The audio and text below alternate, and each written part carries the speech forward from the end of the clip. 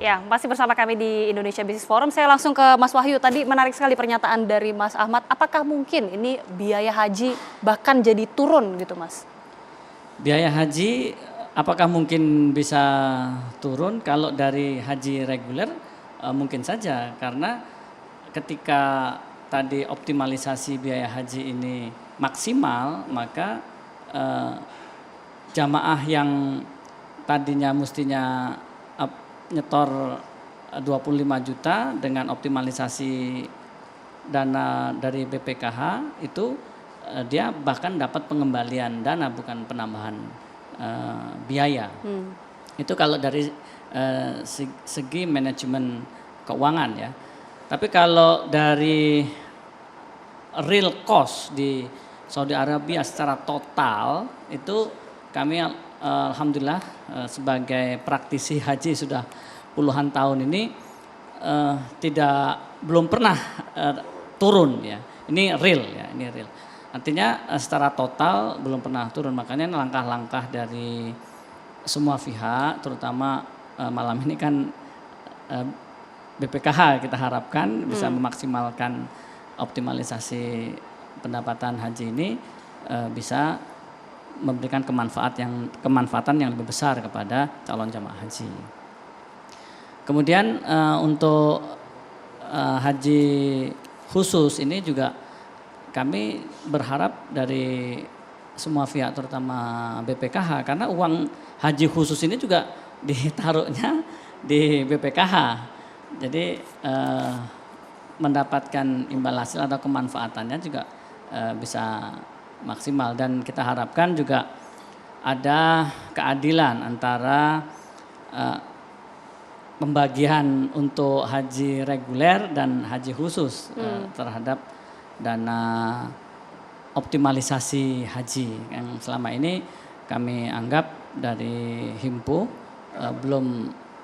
Jadi dulu haji reguler misalnya pernah mendapatkan dana hibah dari BPKH, sedangkan haji khusus pada saat pandemi tidak ada mendapatkan dana hibah dari BPKH. Ini fakta ya. Nah, ini makanya di malam ini bisa juga ke depan bisa kita evaluasi untuk kebaikan. Menjadi evaluasi itu dari Himpuh, saya mungkin ke Ibu Aprilia.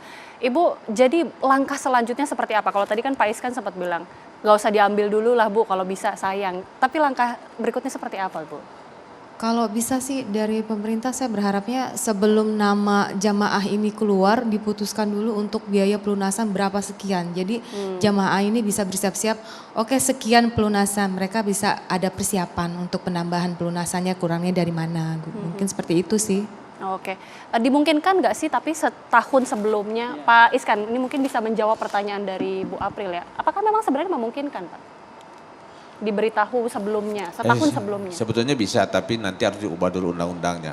Karena dalam undang-undang itu dikatakan kan sesudah terlaksana haji, dia harus Kementerian Agama harus melaporkan dulu, ya kan, sesudah dilaporkan uang dana sisanya itu kan dimasukin lagi ke rekening jemaah haji. Terus yang kedua memang biasanya Saudi itu agak sulit kita ininya, karena dia biasanya memutuskan harga di Saudi itu mendekati pelaksana haji. Kalau sekarang haji bulan 5, dia biasanya Ramadan ya. Ramadan baru ini ya. Jadi kalau kita buang setahun lagi kita putuskan, jadi biayanya tidak pas gitu. Karena biaya khususnya biaya tiket itu kan bisa berubah-berubah kan, harga aftur, kemudian juga Saudi juga begitu. Jadi memang agak sulit. Tapi mungkin lebih bagus kita percepat aja keputusannya. Jadi jangan mendadak begini. Ini kan sekarang udah jemaah haji kloter pertama. Baru kemarin kita putuskan, Menteri Agama minta tambahan anggaran itu sekitar 218 miliar untuk jamaah haji, tambahan 8.000 itu kan. Itu kan jadi penambahan jamaah haji itu kita senang, tapi menyedot dana keuntungan haji kita sedih gitu. Jadi kita ini punya hati yang galau gitu ya.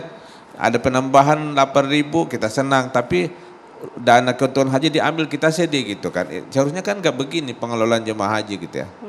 Jadi kita apakah mungkin biaya haji itu turun? Kalau yang di bawah jemaah yang dibayar jemaah itu bisa turun, karena kan itu yang kita minta dirasionalisasi biaya haji di Saudi kemudian juga dioptimalkan keuntungan itu. Tapi Oke, kalau baik. kos di Saudi kan kita nggak bisa campur tangan. Baik. Kalau dibilang segini harga hotel ya kita bayar aja. Yang Oke. penting jemaah hajinya bayarnya berkurang, itu yang penting kan. Oke, baik. Gitu. Terakhir, Mas Ahmad silakan. Ya, kesimpulan saya gini, kita ini perlu mengubah sistem penetapan biaya haji. Jadi saya kira ini bisa dilakukan, bahkan kalau seandainya kita tetapkan batas atas misalkan, tapi setahun sebelumnya, nanti kalau seandainya pas realisasi berkurang, jamaah kan bisa dikembalikan uangnya. Jamaah akan lebih bahagia begitu. Dibandingkan tadi kasus ibu, misalkan ibu 25 juta store, 26 suruh store tambahan, ini kan di atas setoran awal, pasti orang keberatan banyak. 24.000 itu dahsyat ya. Yang kedua, demi keadilan, ya harusnya kan ibu yang atau jamaah yang gagal berangkat karena masalah ekonomi, ini kan diperhatikan. Dan kalau sekarang kan modelnya mereka gagal, mereka mau narik. Menurut saya jangan. Kenapa? Ketika ditarik, maka ketika ini haji kan wajib sekali seumur hidup kalau orang Islam ya. Dan juga sebetulnya kan dari ibu misalkan udah 11 tahun, dari 25 juta hitungannya tuh harusnya 47 juta ibu dapat. Tapi kalau ibu tarik hari ini hanya 25 juta plus mungkin 2 juta virtual account-nya. Rugi jamaah yang enggak. Oleh karena itu saya bilang untuk demi keadilan harusnya ada satu sistem di mana virtual account yang sekarang hanya sedikit itu masing-masing. Kan enggak syariah juga. Orang yang tidak berangkat menyumbang kepada orang yang berangkat. Orang yang enggak berangkat ini orang enggak mampu menyumbang orang yang mampu. Ini tidak syariah.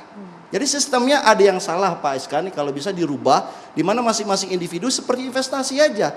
Dia bisa memilih investasi konservatif 6% atau yang 10%. Nah dengan begitu dia ada akunnya, dia bisa menghitung sendiri sehingga dia tahu tambahannya berapa. Bukan Oke. seperti sekarang gelondongan demikian. Oke, mudah-mudahan ini menjadi evaluasi dan juga harus ada perubahan sistem. Tapi terima kasih Mas Ahmad, terima kasih Pak Iskan, terima kasih Pak Wahyu dan juga Ibu Aprilia sudah bergabung bersama kami di Indonesia Business Forum. Dan demikian pemirsa, ini juga sekaligus penutup dari Indonesia Business Forum. Mewakili kru bertugas, saya Agita Mahlika mengucapkan terima kasih. Selamat malam.